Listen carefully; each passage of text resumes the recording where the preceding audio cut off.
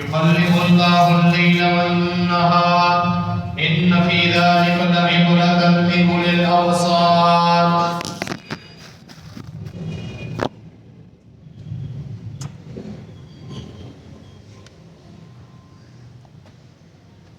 موسموں کی تبدیلی یہ صرف اللہ رب العالمین کے حکم سے ہو رہی ہے۔ یقلب اللہ اللیل والنہار، اللہ تعالیٰ ہی رات اور دن کو تبدیل کرتا رہتا ہے۔ اس میں عقل مند لوگوں کے لیے بڑی نشانی ہے۔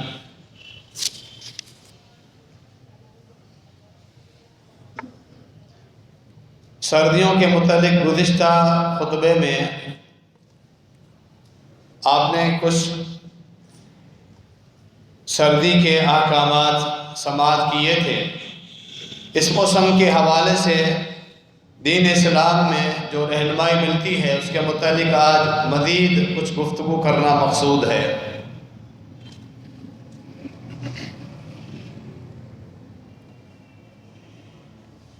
یہ سردیوں کی اور گرمیوں کی جو تکلیف ہے یہ صرف دنیا میں ہے۔ جو لوگ اپنے رب کو راضی کر کے یہ وقت گزار کر چلے جاتے ہیں ان کا خاتمہ خیر پر ہوتا ہے۔ اللہ رب العالمین نے پھر جنت میں ان کے لیے وہ موسم ہر وقت تیار کر کے رکھا ہے جس موسم میں ہمیشہ سکون ہی سکون ہوگا۔ جنت کا جو موسم ہے نہ تو اس میں ایسی سردی ہوگی کہ اہل جنت کو تکلیف محسوس ہو، نہ ہی ذرہ برابر میں گرمی کا احساس ہو۔ اللہ رب العالمین نے اس دنیا کو دار الابتلاء رکھا ہے۔ اس دنیا میں ہر طرح کی تکالیف بھی اللہ رب العالمین نے رکھی ہے۔ اس میں گٹر کے نالے بھی ہیں، اس میں مکھیاں بھی ہیں، مچھر بھی ہیں، شور اور ہنگاموں کی آوازیں بھی ہیں، یہ سب اس دنیا کے ساتھ۔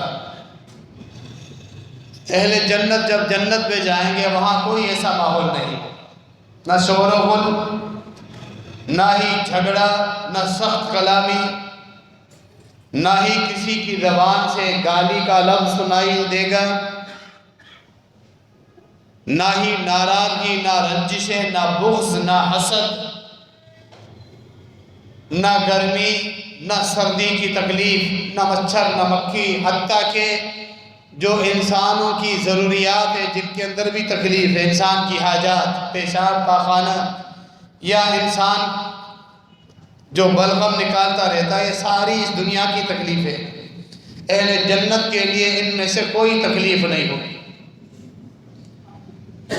فرمایا نبی علیہ السلام نے اہل جنت جب جنت میں جائیں گے تو اللہ رب العالمین انہیں ایک امرد جو نوجوان لڑکا ہوتا ہے بغیر داڑھی کے بال، مونچھوں کے ہلکے سے نشان، اس خوبصورتی کے ساتھ اہل جنت میں جائیں گے۔ یہ داڑھی سنت ہے تمام انبیاء کی، مردوں کے لیے اللہ رب العالمین نے اس کو آزمائش کے طور پہ رکھا ہے۔ جنت میں اللہ رب العالمین اس آزمائش سے بھی اہل جنت کو آزاد کر دے گا۔ متکئین فیہا علی الارائک لا یرون فیہا شمسا ولا زمہریرا، وہ تختوں پر بادشاہوں کی طرح ٹیک لگائے بیٹھے ہوں گے۔ وہاں کوئی وقت کی پابندی بھی نہیں ہے جس طرح دنیا میں اللہ نے پابندیاں رکھی ہیں۔ خوش و خرم بیٹھا ہے اپنے گھر والوں کے ساتھ، اذان آ گئی تو دنیا میں اللہ کے حق کی ادائیگی کے لیے سب کچھ چھوڑ چھاڑ کے اپنا کاروبار، اپنی کچہری، اپنی نیند، اپنا سکون، اپنا گھر، سب کچھ چھوڑ کے اللہ کے سامنے حاضری دیں گے۔ جنت میں یہ ساری عبادتیں اللہ رب العالمین معاف کر دے گا، ایک سجدے کرنے کا بھی حکم نہیں۔ وہ جنت بادشاہوں کی طرح جتنی دیر چاہیں سکون سے تختوں پر ٹیک لگائے بیٹھے۔ وہ دنیا میں اپنی جو محنتیں تھیں وہ کر کے آئے، اب ان کو محنتوں کا صلہ مل رہا ہے۔ جو مشقت تھی، جو عبادات تھی، جو پابندیاں تھیں، جو تکلیفیں تھیں، وہ دنیا میں گزار کر آئے، صبر کے ساتھ رب کو راضی کیا، خاتمہ خیر پر ہوا، اب وہ جنت میں بادشاہوں کی طرح وقت گزاریں گے، اور وہ ایسی بادشاہت ہے جس کا خاتمہ نہیں، جس میں بڑھاپا نہیں، جہاں ڈر اور خوف نہیں، جہاں دشمنی نہیں، وہاں پروٹوکول حاصل کرنے کی ضرورت نہیں، وہ جنت، وہاں نہ موت ہے، نہ بیماری ہے، نہ بڑھاپا ہے، ہمیشہ جوان رہے گا۔ دنیا میں اگر کوئی بادشاہ بن بھی جائے ریاستی معاملات میں، تو ریاست کے معاملات کی جو فکر ہے وہ اسے کھوکھلا کر دیتی، کہاں انہیں سکون کی نیند آتی کہ وہ سکون کی نیند کے لیے بھی ترس رہے ہوتے، وہ بادشاہت اگر ہے بھی تو ہار بھی، پھر ایک وقت گزرے گا، پھر کوئی اور بادشاہ آ جائے، وہاں ان بادشاہوں کی حاجتیں اپنی جگہ، لیکن جنت کی جو بادشاہت ہے اللہ رب العالمین نے اسے بادشاہت قرار دیا۔ وَإِذَا رَأَيْتَ ثَمَّ رَأَيْتَ نَعِيمًا وَمُلْكًا كَبِيرًا، دیکھنے والے اگر جنت کے ماحول پر تمہاری ابھی نظر پڑ جائے بالفرض، وہاں کا جو صرف ماحول ہوگا اس کی جھلک تم دیکھ لو، اہل جنت اپنے اپنے محلات میں، باغات میں خوش و خرم ہوں گے، جن نعمتوں میں مگن ہوں گے، مشغول ہوں گے، ان کے سامنے بہنے والی نہریں اور چشمے، آبشار اور رسدار جو پھل، ان کے درخت جو ان کے سامنے، گھنے درخت، لمبی چھاؤں والے درخت، سب یہ پرسکون اور پرکیف ماحول میں ہوں گے۔ اگر تیری نا نظر پڑ جائے وَإِذَا رَأَيْتَ ثَمَّ رَأَيْتَ، اور اچھی طرح تیری نظر پڑ جائے نعیمًا وَمُلْكًا كَبِيرًا، نعمتیں ہی نعمتیں ہیں، بہت بڑی بادشاہت تمہیں دکھائی دے، وہ بادشاہت۔ فرمایا تختوں پر ٹیک لگائے بیٹھے ہوں گے، لا يرون فیہا شمسا ولا زمہریرا، اس جنت میں نہ تو انہیں سورج کی تپش تنگ کرے گی، نہ ہی جاڑے کی سردی انہیں تنگ کرے گی، ہمیشہ پرسکون درمیانے ماحول میں ہوں گے، وہ جنت۔ اللہ رب العالمین نے یہ چیزیں دنیا میں رکھی آزمائش کے طور پہ،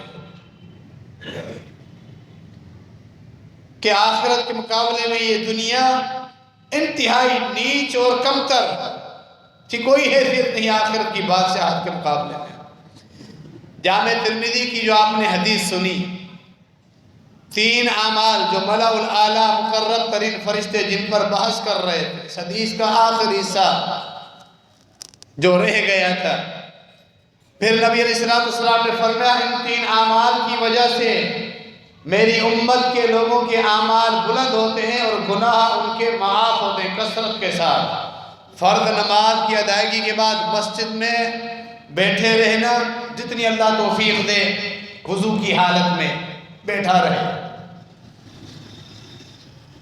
اور سردی کی تنگی کے باوجود اچھی طرح مکمل وضو کرنا، اور پھر کثرت کے ساتھ 5 وقت وضو بنانے کے بعد مسجد کی طرف جو قدم اٹھتے ہیں، یہ درجات بلند کرنے کا بہت بڑا سبب۔ 3 اعمال آپ نے سن لیے، آخر میں کیا فرمایا؟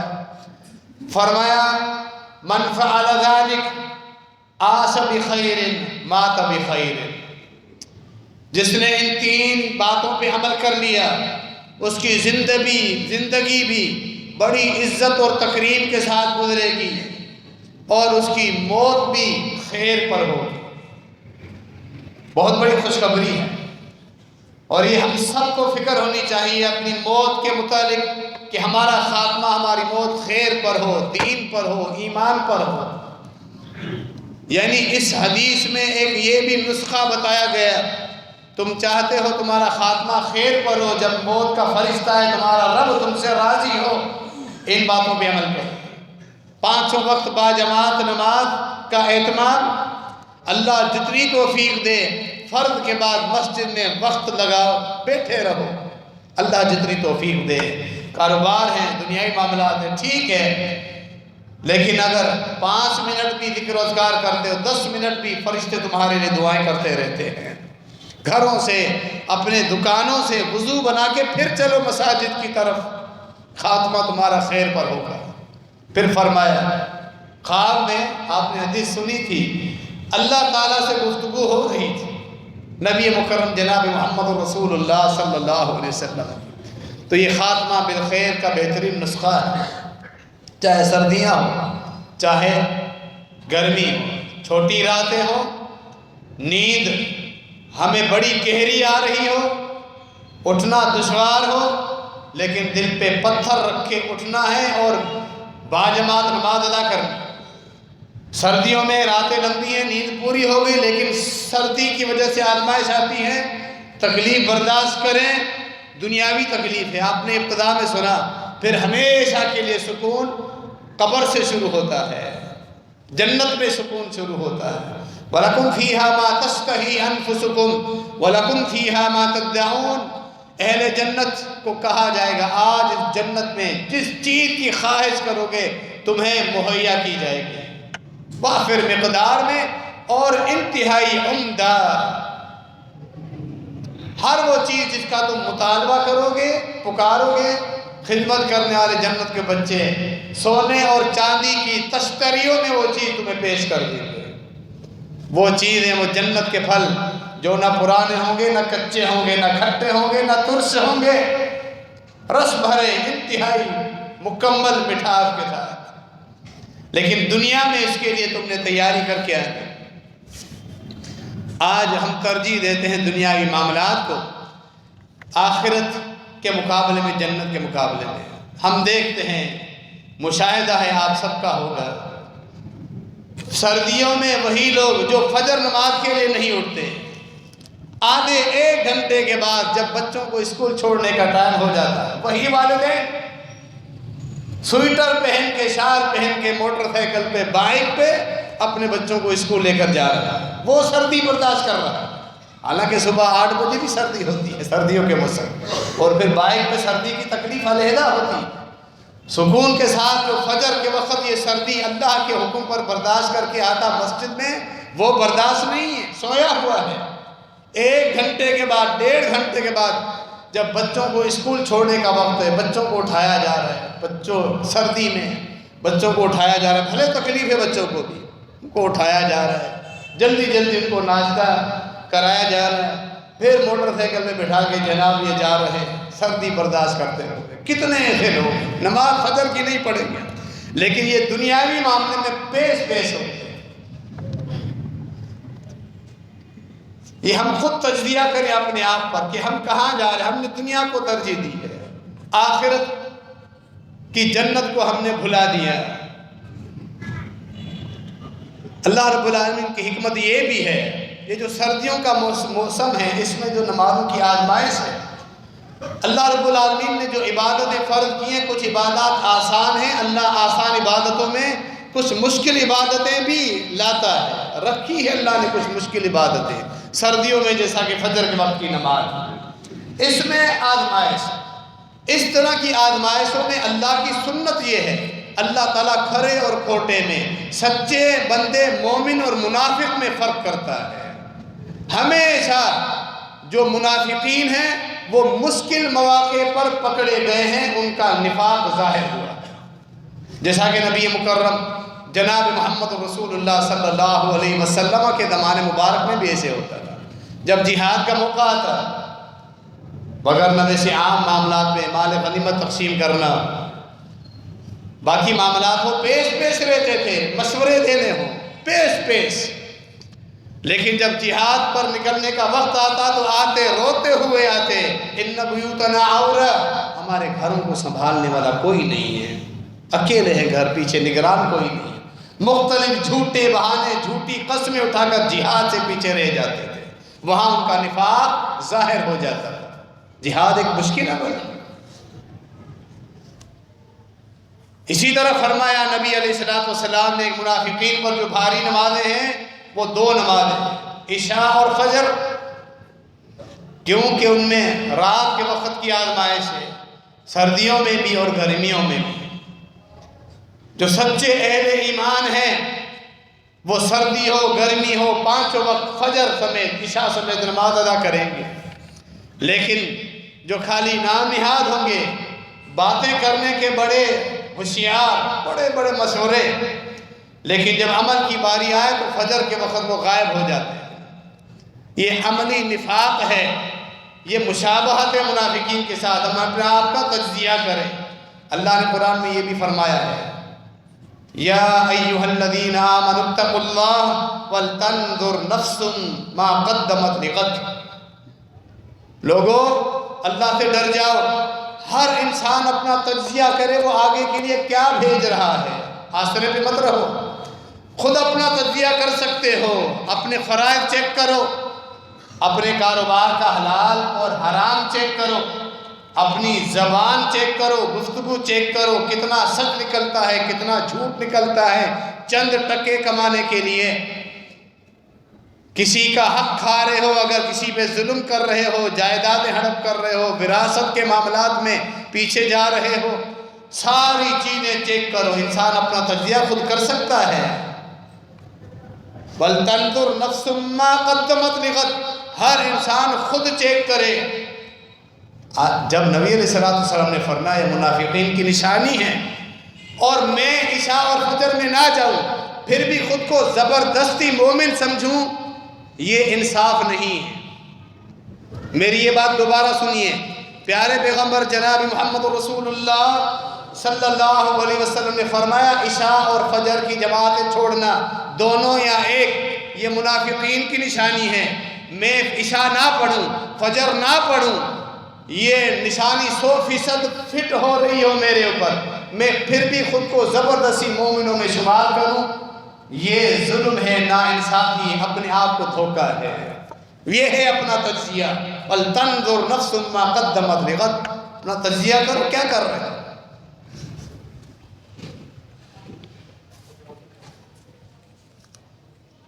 یہ 3 ایسے اعمال ہیں اللہ رب العالمین زندگی میں برکتیں دیتا ہے۔ عاش بخیر، تمہاری زندگیوں میں برکتیں آئیں گی، تمہاری اولاد میں، تمہارے رزق میں، تمہارے جسم میں، صحت میں، اللہ تمہیں عزت عطا فرمائے گا، خوبصورت زندگی تم جیو گے۔ وَمَاتَ بِخَيْرٍ، اور تمہارا خاتمہ بھی خیر پر ہوگا۔ اسی لیے عبداللہ بن مسعود رضی اللہ عنہ کا یہ قول ہے صحیح مسلم میں، من سرہ ان یلقى اللہ غدا مسلما فلیحافظ علی ہؤلاء الصلوات الخمس من حیث ینادی بہن۔ فرمایا کہ جو یہ چاہتا ہے کہ اللہ سے اس کی ملاقات ہو، رب اس سے راضی ہو، جو یہ چاہتا ہے کہ رب سے ملاقات ہو اور رب اس سے راضی ہو، 500 نمازوں کی وقت پر جماعتوں کی پابندی کر، رب تم سے راضی ہو۔ یہ بنیادی عمل ہے، بنیادی نسخہ ہے، بنیادی چیز ہے تمہارے ایمان کو پرکھنے کی بھی اور آخرت کی تیاری کی۔ سردی ہو، گرمی ہو، مصروف ہو یا فارغ ہو، اللہ کے فرائض وقت پہ ادا کرو۔ اللہ رب العالمین نے جب نبی علیہ السلام نے یہ حدیث بیان فرمایا آخر میں اللہ نے مجھ سے فرمایا، وہی جامع ترمذی کی حدیث کے آخری الفاظ، اے محمد آج تم مجھ سے دعا کر صلی اللہ علیہ وسلم، یعنی خصوصی دعا ہوگی۔ رب نے خواب میں اپنا دیدار کرایا پیارے پیغمبر جناب محمد رسول اللہ صلی اللہ علیہ وسلم۔ یہ سارے معاملات ہوئے، ملأ الاعلی مقرب فرشتے کس چیز پہ گفتگو کر رہے ہیں وہ بھی واضح ہوا معاملہ۔ آخر میں اللہ نے فرمایا دعا کرو۔ اللہ نے مجھے جو دعا سکھلائی اس وقت کتنی پیاری دعا ہوگی، اللہم انی اسألک فعل الخیرات وترک المنکرات وحب المساکین وان تغفر لی وترحمنی وترحمنی وَإِذَا أَرَدْتَ فِتْنَةً فِي قَوْمٍ فَتَوَفَّنِي غَيْرَ مَفْتُونٍ وَأَسْأَلُكَ حُبَّكَ وَحُبَّ مَنْ يُحِبُّكَ وَحُبَّ عَمَلٍ يُقَرِّبُنِي إِلَىٰ حُبِّكَ۔ یہ دعا ہے، اس کا ترجمہ خلاصہ یہ ہے، اے اللہ مجھے نیکیاں کرنے کی توفیق عطا فرما، فعل الخیرات، نیکیاں کرنے کی توفیق عطا فرما، گناہ چھوڑنے کی توفیق دے دے، ہر برا کام گناہ سے مجھے دور رہنے کی توفیق عطا فرما۔ جو مسکین ہیں، ناتواں ہیں، کمزور ہیں، فقراء ہیں، ان کے لیے میرے دل میں محبت پیدا کر دے۔ فقراء اور مسکینوں سے محبت ہی عاجزی کی علامت ہے۔ حلال کا مال ہو لیکن فقراء اور مسکینوں کے دل کے لیے دل میں نرم گوشہ نہ ہو، یہ تکبر ہے۔ اللہ مال جو دے سکتا ہے وہ چھیننے پر بھی قادر ہے۔ وحب المساکین، مسکینوں کے ساتھ اللہ میرے دل میں محبت ڈال دے۔ اس کا سوال کیا ہے نبی علیہ السلام نے، اور یہ سوال ہے کہ تو مجھ پہ رحم فرما، تو میرے گناہ معاف فرما دے۔ حالانکہ نبی علیہ السلام معصوم عن الخطا تھے۔ یہ امت کے لیے دعا ہے، امت کی تعلیم ہے، لیکن اللہ کی مغفرت ایسی اہم چیز ہے کہ جو گناہوں سے معصوم ہوتے تھے انبیاء، انہوں نے بھی اللہ سے مغفرت کا سوال کیا۔ بہت بڑا تحفہ ہے اللہ کی مغفرت۔ پھر یہ دعا کی، آگے یہ الفاظ ہے، جب لوگوں کو تو آزمانے لگے تو اس آزمائش سے پہلے مجھے بغیر فتنے کے صحیح دین کے ساتھ تو موت دے دے۔ جب فتنے ایسے آ جائیں کہ دین پہ قائم رہنا مشکل ہو جائے تو پھر اللہ سے موت کا سوال کرنا بھی جائز ہے۔ جیسا کہ صحیح مسلم میں ہے، فرمایا کہ تکلیفوں کی وجہ سے اللہ سے موت کا سوال نہیں کرو۔ ہاں، اگر آزمائشیں سخت ہو گئی ہیں اور دین پہ رہنا دشوار محسوس کرنے لگے ہو، پھر یہ الفاظ کہو، اللہم احینی ما کانت الحیات خیرا لی وتوفنی اذا کانت الوفات خیرا لی۔ اے اللہ، جب تک میری یہ زندگی خیر سے بھری پڑی ہے تو مجھے زندہ رکھ، جب موت میرے حق میں بہتر ہو اس وقت تو مجھے موت دے دے۔ اسی طرح کے الفاظ آگے یہ ہے، اے اللہ میں تیری محبت کا سوال کرتا ہوں، تو مجھے اپنا محبوب بنا دے، ان لوگوں کا بھی مجھے محبوب بنا دے جن سے تو محبت کرتا ہے، اور میرے دل میں ان کے لیے محبت رکھ دے جو تیرے محبوب اہل ایمان۔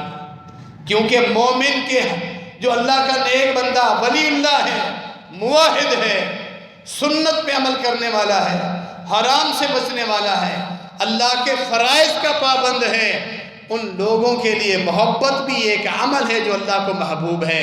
ایسے مومن کے لیے دل میں بغض رکھنا یہ انسان کی تباہی کی ابتدا ہے، تباہی کی علامت اور نشانی ہے۔ کہ اللہ تیرے جو محبوب بندے ہیں ان کی محبت میرے دل میں رکھ دے، اور ہر وہ عمل جو تیری محبتوں کے مجھے قریب کر دے وہ عمل بھی مجھے محبوب کر دے۔ یہ دعا کا ترجمہ ہے، ہم سیکھیں اور دعا یہ پڑھیں، یاد رکھیں۔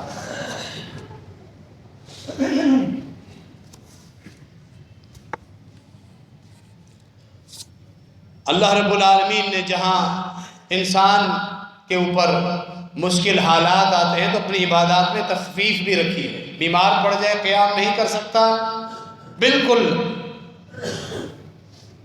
عاجز آ گیا تو وہ بیٹھ کر نماز پڑھے۔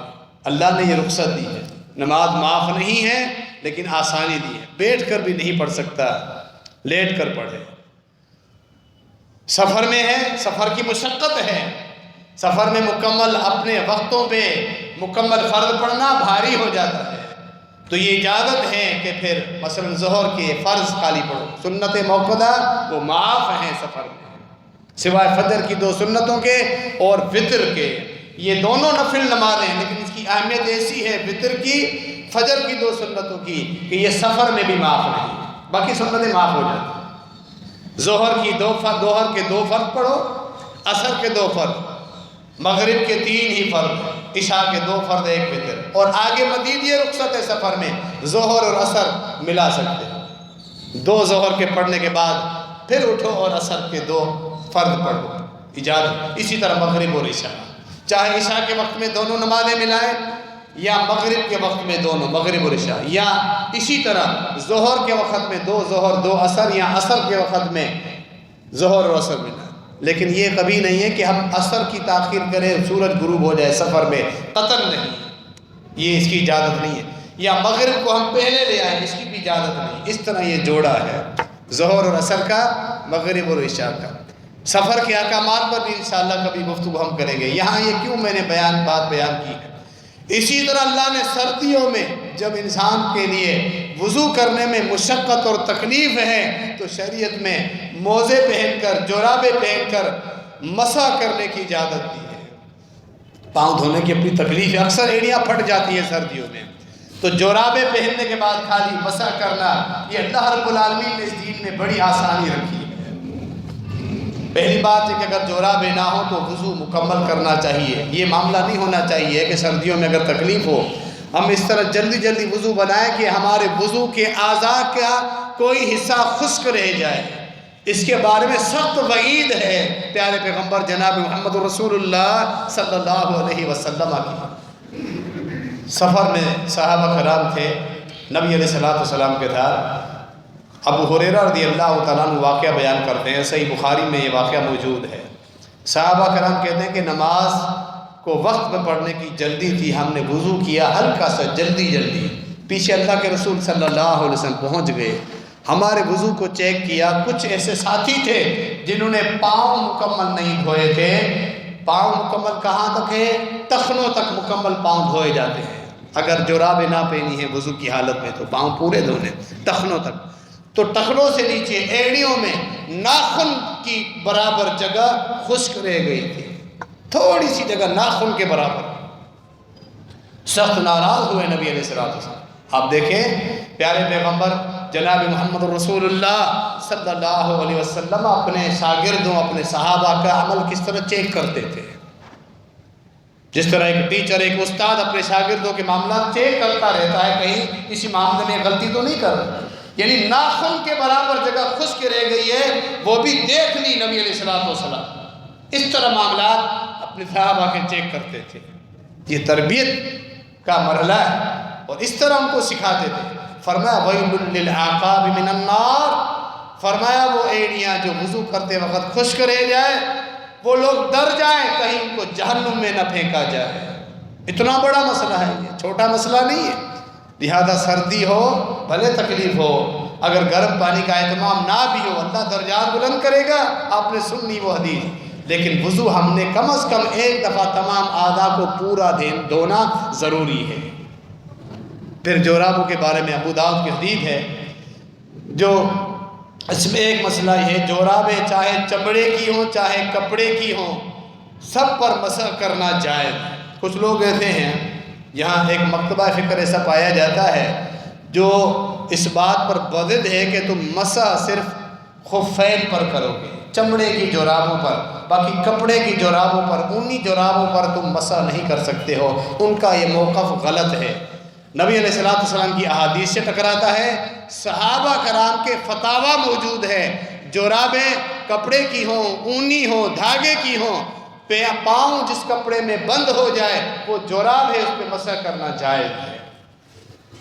نبی علیہ السلام نے مسح کرنے کی جو اجازت دی ہے, خفین کا بھی ذکر آیا ہے, بالکل آیا ہے, لیکن یہ قید نہیں ہے, اس لیے کہ نبی علیہ السلام کی انہی احادیث میں جوربین کا بھی ذکر آیا ہے, تساخین کا بھی ذکر آیا ہے. تساخین کپڑے کی جورابیں, جوربین اونی جورابیں یا کسی کپڑے کی جورابیں جس سے انسان کا پاؤں بند ہو جائے. یہ تین لفظ بتاتے ہیں کہ چمڑے کی جورابیں ہوں, اونی ہوں, کپڑے کی ہوں, جورابوں پر مسح کرنا جائز. چمڑے کی شرط نہیں, یہ بھی جائز ہے, چمڑے پر بھی درست ہے, کپڑوں کی جورابوں پر بھی مسح کرنا درست ہے. شرط کیا ہے؟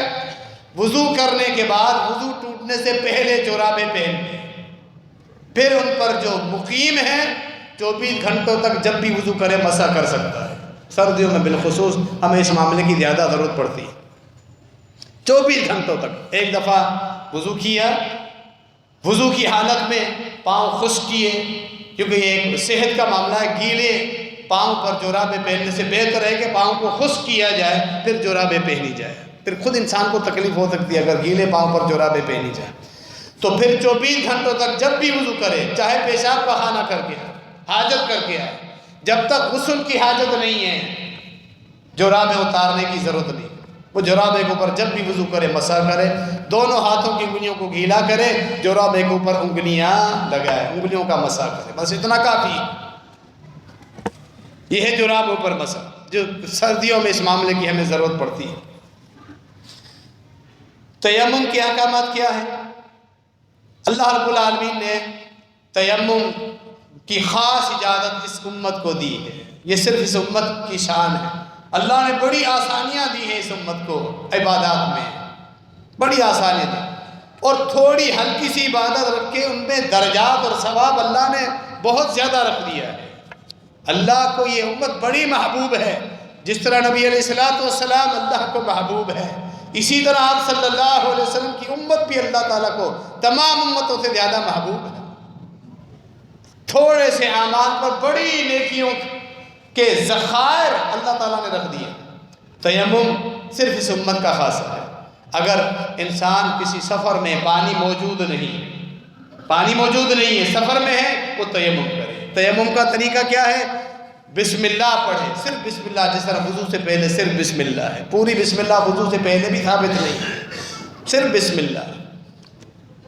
جو مٹی ہے، مٹی کے اوپر، پاکیزہ مٹی کے اوپر ہاتھ مارے ایک دفعہ، ہاتھوں کو آپس میں جھاڑے، ہاتھوں کو پھونکے، پھر وہ ہاتھ اپنے چہرے پر پھیرے، اس کے بعد ہاتھوں کو آپس میں خلال کرے، انگلیوں کا خلال کرے، بس پھر کلمہ پڑھے، جس طرح وضو کے بعد کلمہ پڑھتے ہیں، جسے دوسرا کلمہ کہتے ہیں کلمہ شہادت، وہ پڑھتے ہیں، کافی۔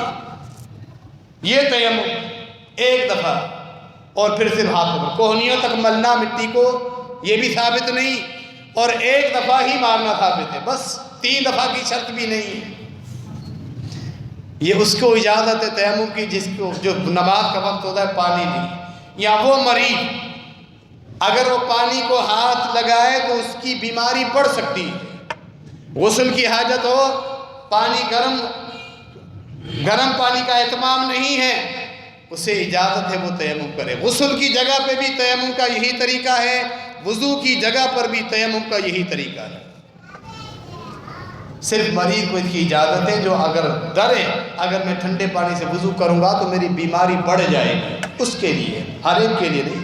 ایک عام فطری تکلیف جو ہے سردیوں کی، وہ تو برداشت کرنی ہے، ایسا نہیں ہے کہ میں کہوں کہ مجھے تکلیف ہوتی ہے، ٹھنڈا پانی مجھے گراں گزرتا ہے، میں بیٹھ کے تیمم کروں، اس کی اجازت نہیں۔ اس تیمم کی اجازت بیمار اور مریض کے لیے جس کی پانی کو ہاتھ لگائے تو بیماری بڑھ جانے کا خدشہ ہو، بس چاہے غسل کی حاجت ہو چاہے وضو کی حاجت ہو۔ یہ ہے تیمم کا خلاصہ جو میں نے آپ کو بتایا۔ یہ سفر کی جو رخصتیں ہیں، جوربین پر مسح کی جو رخصتیں ہیں، تیمم کی رخصتیں ہیں، ان تمام رخصتوں میں دین اسلام کا ایک فلسفہ ہمیں سمجھ میں آ جائے گا۔ میں دوبارہ پلٹ کے مرکزی نقطے پر آ رہا ہوں، وہ یہ ہر حال میں اللہ نے آسانی تو رکھی ہے، تخفیف تو دی ہے، لیکن اپنا فرض معاف نہیں کیا، معاف نہیں۔ اللہ کے بندو، جنگ میں تم لڑ رہے ہو، دشمن موت کے منہ میں کھڑے ہو، نماز کا وقت ہو جائے، اللہ نے وہاں بھی یہ فریضہ معاف نہیں کیا۔ تم کہتے ہو میں رات کو دیر سے سویا تھا اسی لیے فجر نہیں پڑھی۔ یہ ہے فریضے کی اہمیت۔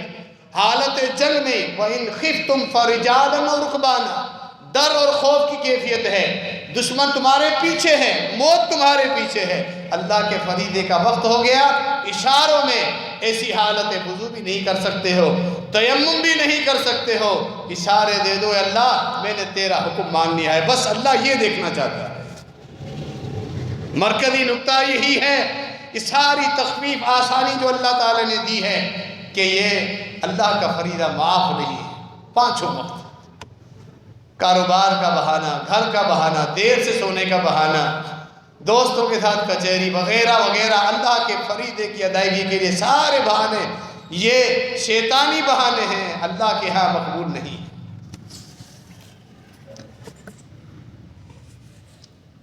سردیوں کے اس موسم میں کچھ لوگوں کو سردی تکلیف دیتی ہے تو برا بھلا کہتے ہیں، اس سے بھی منع ہے۔ موسم سب اللہ تعالیٰ کے ہیں، سخت ہوائیں لگیں، گرمی ہو جائے، حبس ہو جاتا ہے تو لوگوں کو تکلیف ہوتی ہے، سردی میں ٹھنڈی ہوائیں لگیں، کام کاج سے انسان باہر نکلے، گھر میں بھی تکلیف ہوتی ہے، تو سردی کو کبھی برا بھلا کہنا اس انتہائی خطرناک معاملہ ہے۔ آپ نے ابتدائی آیت جو سنی، یقلب اللہ اللیل والنہار، سارے موسم اللہ رب العالمین تبدیل کرتا ہے۔ یہ اللہ کی مرضی ہے۔ وہ یہ کہیں کہ ہم تنگ آ گئے ہیں اس سردی سے، اس سردی نے کہیں کا نہیں چھوڑا وغیرہ وغیرہ، صبر کرنا چاہیے اور کسی موسم کو برا بھلا نہیں کہنا چاہیے۔ یہ گویا کہ ہم اللہ کی شان میں گستاخی کرتے ہیں۔ فرمایا حدیث قدسی ہے صحیح بخاری میں، اللہ خود فرماتا ہے حدیث قدسی کا یہ مطلب ہے، یؤذینی ابن آدم یسب الدہر وانا الدہر اقلب اللیل والنہار۔ فرمایا آدم کا بیٹا انسان مجھے تکلیف دیتا ہے جب موسموں کو، زمانے کو برا بھلا کہتا ہے۔ کیا وہ نہیں جانتا یہ موسم، یہ زمانہ، یہ وقت، رات دن میں تبدیل کرتا رہتا ہوں؟ گویا کہ وہ مجھے گالیاں دیتا ہے، مجھے تکلیف دیتا ہے۔ صبر کرنا چاہیے۔ سردیوں کے موسم میں یہ بھی ہوتا ہے انسان کے ساتھ کہ بڑھاپا ہے یا کمزوری ہے، کچھ مخصوص بیماریاں آ جاتی ہیں، کمزوری کی وجہ سے بڑھاپے میں فالج وغیرہ کا بھی حملہ ہو جاتا ہے، ایسے ہو جاتا ہے۔ زکام اور الرجی وغیرہ کے معاملات میں بھی سردی کے موسم میں یہ معاملات بڑھ جاتے ہیں۔ اگر ایسی بیماری ہو بھی جائے انسان صبر کرے، پھر بھی موسم کو برا بھلا نہ کہے، یہ بھی آزمائش ہے۔ اللہ اہل ایمان کو بیماریوں میں مبتلا کرتا ہے، وہ صبر کریں تو اللہ رب العالمین ان کے درجات بلند فرماتا ہے، گناہ معاف کرتا ہے۔ اس سے پہلے تو ہمیں احتیاط کرنی چاہیے۔ سردیوں کے گرم کپڑے ہم استعمال کریں، سویٹر اور شالیں وغیرہ، باہر نکلیں۔ ایسا نہیں ہے، سردی کے موسم کے بارے میں یہ بات معروف ہے اور مجرب ہے کہ بظاہر انسان سمجھتا مجھے سردی تکلیف نہیں دے رہی اور بغیر احتیاط کے نکل پڑتا ہے۔ کبھی موٹر سائیکل پہ نکل گیا بغیر احتیاط کے، ننگے پاؤں، یا جرابیں وغیرہ پہنے نہیں، بوٹ وغیرہ نہیں، چپل کے ساتھ موٹر سائیکل پہ بیٹھ گیا، سر ننگا بغیر سویٹر کے۔ یہ تو سمجھ رہا ہے کہ مجھے تکلیف نہیں ہو رہی، لیکن یہ آہستہ آہستہ انسان کو گرا دیتی ہے۔ ہمارے سامنے بھی ایسے واقعات ہو چکے ہیں۔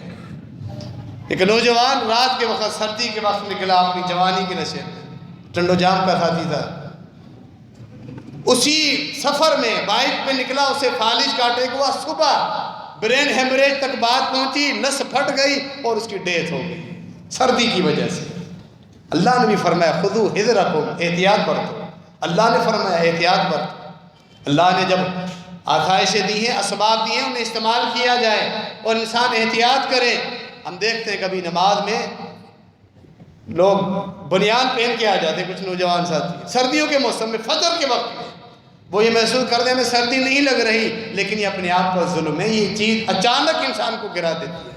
مکمل کپڑے ہم پہن کر آئیں، سر کو ڈھانپ کر آئیں، جب بھی کہیں کام سے نکلے، کاروبار پہ نکلے، مسجد میں نماز پڑھنے کے لیے آئے، احتیاط کریں۔ اللہ رب العالمین نے احتیاط کا بھی حکم دیا ہے، وَلَا تُلْقُوا بِأَيْدِيكُمْ إِلَى التَّهْلُكَةِ، اپنے آپ کو ہلاکت میں کیوں ڈالتے ہو؟ جب اللہ نے اسباب دیے بھی ہیں تو ان اسباب کو استعمال بھی کرو۔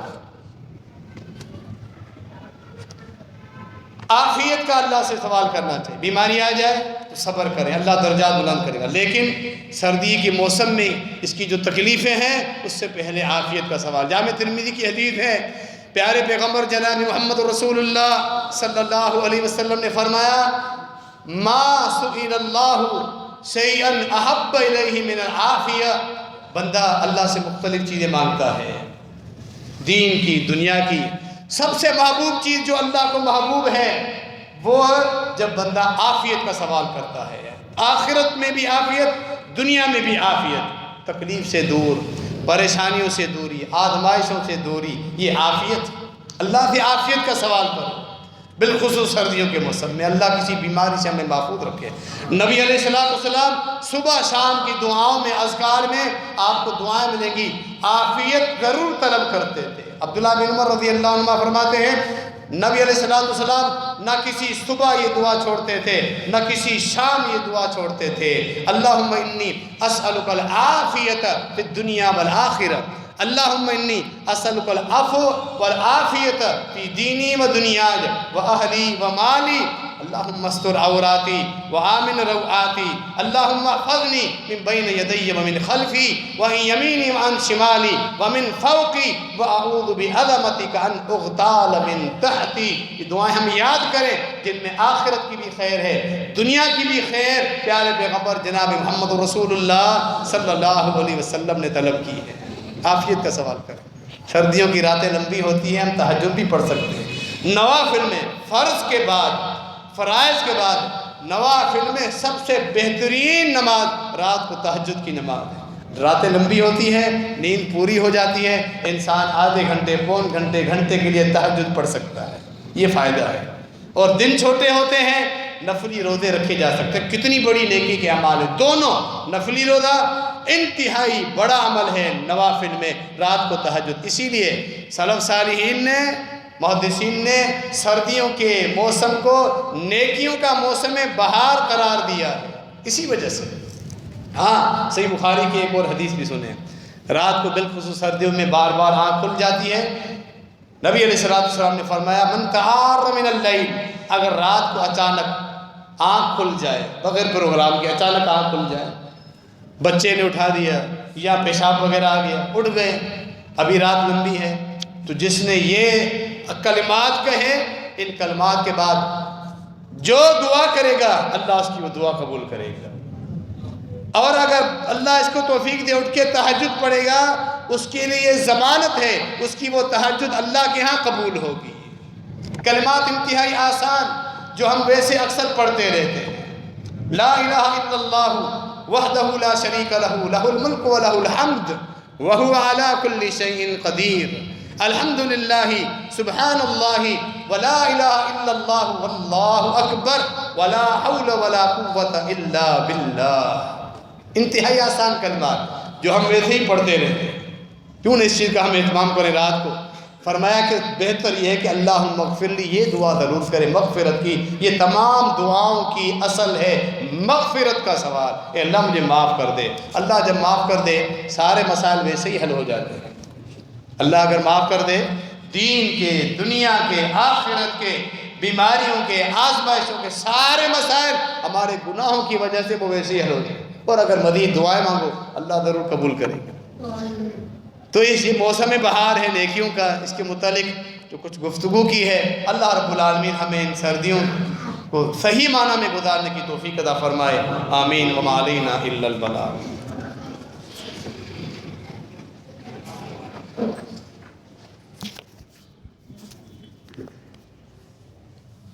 ان الحمد لله نحمده ونستعينه ونستغفره